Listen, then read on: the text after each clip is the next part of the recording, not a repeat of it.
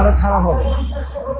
দেশের অর্থনীতি নিম্নগামী, ব্যবসা বাণিজ্য নেই, দ্রব্যমূল্যের ঊর্ধ্বগতি, বেকার সংখ্যা প্রকট, বিদেশ থেকে কেউ কোনো সাহায্য পাঠাচ্ছেও না, বিশ্বাসও করতেছে না, একটা অনিশ্চিত সরকারের সাথে বন্ধুত্ব করতে চায় না।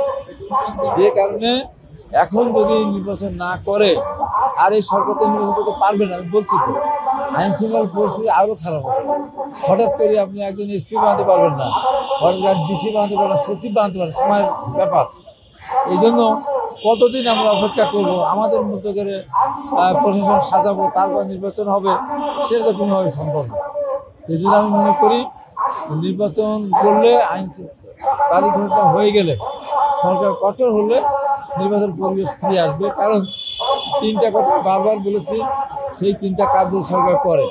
প্রথমত, নির্বাচনকে সুষ্ঠু করার জন্য নির্বাচন কমিশনের পক্ষ থেকে চূড়ান্ত একটা আইন করতে হবে।